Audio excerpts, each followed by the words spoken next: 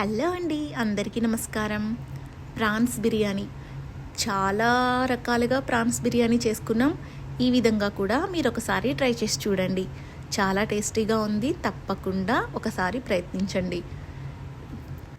బిర్యానీతో పాటు ప్రాన్స్ తోటి ఫ్రై కూడా చేసుకుందాం. అది చాలా అంటే చాలా చాలా ఈజీ అన్నమాట. ఇవి రెండు ఎలా తయారు చేయాలో చూసుకుందాం. వేడివేడిగా తినేస్తే సూపర్ ఉంటుంది.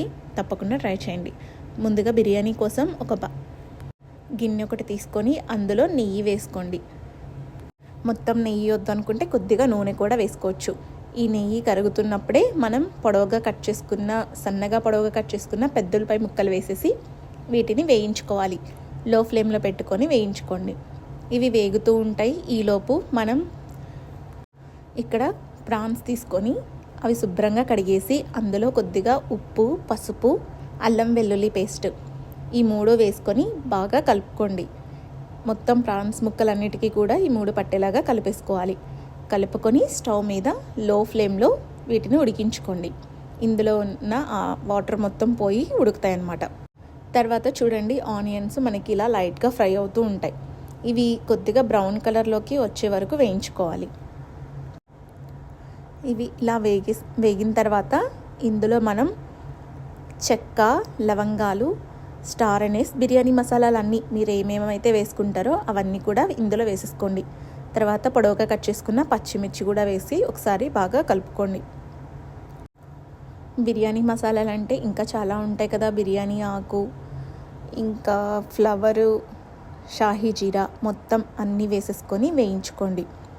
ఇవి జస్ట్ అట్లా టాస్ చేసుకోండి. ఇవి వేగిన తర్వాత మనం టొమాటో కూడా ఇందులో యాడ్ చేసుకుంటాం. 2 టమోటాలు వేసానండి నేను ఇందులో. ఒక పెద్దలపై 2 టమోటాలు, అవి కూడా చిన్న చిన్న ముక్కలుగా కట్ చేసి వేసుకోండి. ఇవి ఒకసారి అలా కలుపుకున్న తర్వాత మనం ప్రాన్స్ని ముందుగా కడిగేసి శుభ్రంగా పక్కన పెట్టుకోవాలన్నమాట. ఈ ప్రాన్స్ని కూడా టమోటా కొద్దిగా ఫ్రై అయిన తర్వాత ఇందులో వేసేసేయండి. ఇక్కడ టమోటాలు త్వరగా మగ్గిపోతాయండి. సో అందుకని ఎక్కువసేపు వేయించుకోని అవసరం లేదు. ప్రాన్స్ ముక్కలు వేసుకున్న తర్వాత అందులో కొద్దిగా సాల్ట్ వేసుకోండి. సాల్ట్ వేసుకొని అన్నిటినీ బాగా కలిపేసుకోండి. అంటే జస్ట్ అట్లాగా కొద్దిగా ఫ్రై చేసుకోవాలన్నమాట.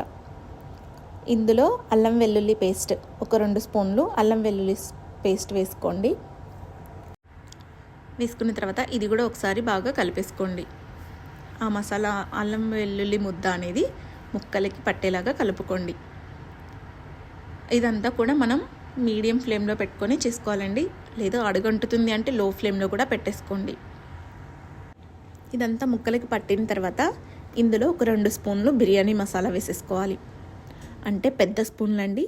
ఒక 1/2 స్పూన్ యాలకుల పొడి. యాలకుల పొడి చాలా మంచి ఫ్లేవర్ ఇస్తుంది బిర్యానీకి. స్కిప్ చేయకుండా వేసుకోండి. ఇంకా మీరు కావాలనుకుంటే ధనియాల పొడి, గరం మసాలా అన్నీ కూడా వేసుకోవచ్చు. ఇవన్నీ మసాలాలన్నీ వేసుకున్న తర్వాత బాగా కలుపుకొని ఇందులో కారం కావాలంటే కారం కూడా వేసుకోండి. తగినంత పెరుగు, అంటే ఒక 2 స్పూన్స్ వేసాను పెరుగు వేసుకొని బాగా కలిపేసేయండి. పెరుగు వేసుకొని బాగా కలుపుకున్న తర్వాత ముందుగా మనం బియ్యాన్ని నానబెట్టుకోవాలండి. శుభ్రంగా కడిగేసి నేనైతే 2 గ్లాసుల బియ్యం తీసుకున్నాను. అంటే ఒక గ్లాస్ వచ్చేసి 250 గ్రామ్స్ అనమాట. 500 గ్రామ్స్ బియ్యం నేను ఇక్కడ తీసుకున్నాను. ఇవి వేసుకున్న తర్వాత ఇందులో కొద్దిగా సాల్ట్ వేసుకోండి. మనం ప్రాన్స్ వేయించుకునేటప్పుడు ఆల్రెడీ వేసాము సాల్ట్. సో అలా చూసుకొని ఇంకొంచెం వేసుకోండి. వేసుకున్న తర్వాత ఈ బియ్యాన్ని కూడా ఒక 2 నిమిషాలు మీడియం ఫ్లేమ్లో పెట్టుకొని ముక్కలతో పాటు కలిపి వేయించుకోండి. ఇవి వేగిన తర్వాత మనం ఏ గ్లాస్తో అయితే రైస్ తీసుకున్నామో అదే గ్లాస్ తోటి నేను ఇక్కడ 3 గ్లాసుల నీళ్లు తీసుకున్నాను. అంటే 1కి 1.5 అన్నట్లు. మొత్తం ఒకసారి ఈ విధంగా గరిటెతోటి కలిపేసుకోండి. కలుపుకున్న తర్వాత ఇందులో మనం కొత్తిమీర, పుదీనా, నిమ్మరసం ఈ 3 వేసుకోవాలి. ఇక్కడే ఒకసారి సాల్ట్ కూడా చెక్ చేసుకోండి. ఉప్పు సరిపోయిందో లేదో చూసుకొని, లేదు సరిపోలేదు అనిపిస్తే కొద్దిగా వేసుకోండి. కొత్తిమీర, పుదీనా మంచి ఫ్లేవర్ ఇస్తాయి కదా బిర్యానీకి. సో అందుకని అవి కూడా యాడ్ చేసుకోండి. నిమ్మరసం వేసుకుంటే మనకి మెతుకు అంటుకోకుండా అది కూడా మంచి టేస్ట్ని ఇస్తుంది అన్నమాట. నేను ఇక్కడ ఒక ఫుల్ లెమన్ని యూజ్ చేసేసాను. సో ఈ విధంగా నిమ్మరసం కూడా పిండుకున్న తర్వాత అంతా ఒకసారి హై ఫ్లేమ్లో పెట్టుకొని ఉడికించుకోండి. ఈ వాటర్ అంతా కూడా దగ్గర పడే వరకు ఉడికించుకోండి మూత పెట్టుకొని. ఈలోపు మనం ప్రాన్స్ అయితే ఇక్కడ ఇలా ఉడికిపోయాయి అన్నమాట. వీటిని తీసి పక్కన పెట్టుకోండి. చూడండి, రైస్ ఈ విధంగా ఉడుకుతుంది. ఈ విధంగా ఉడికిన తర్వాత లో ఫ్లేమ్లో పెట్టేసుకోండి. స్టవ్ని లో ఫ్లేమ్లో పెట్టుకొని ఇది మనం కవర్ చేసుకోవాలి.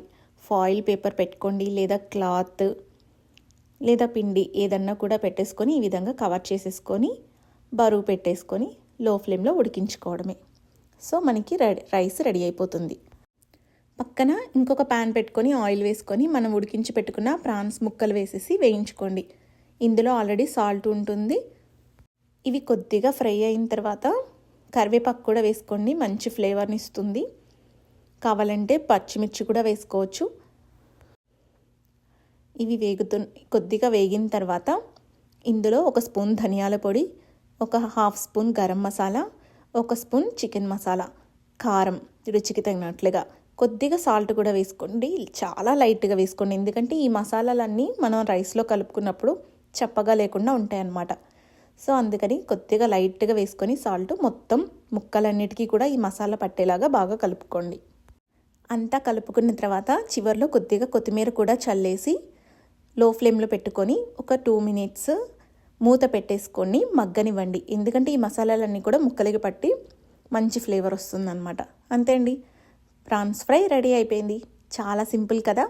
జస్ట్ మన దగ్గర మసాలా పొడులు ఉంటే సరిపోతుంది. ఈలోపు రైస్ మనకి కుక్ అయిపోయింది. ఇది మూత తీసి ఒకసారి చూద్దాం ఎట్లా అయిందో. ఈ ఫాయిల్ పెట్టడం వల్ల రైస్ చాలా అంటే చాలా చక్కగా వస్తుంది. దమ్ ఇవ్వడానికి చాలా ఈజీ ప్రాసెస్ కూడా. బనానా లీఫ్ కూడా పెడుతూ ఉంటారు. అన్నీ చాలా ప్రాసెస్లు ఉన్నాయండి దమ్ ఇవ్వడానికి.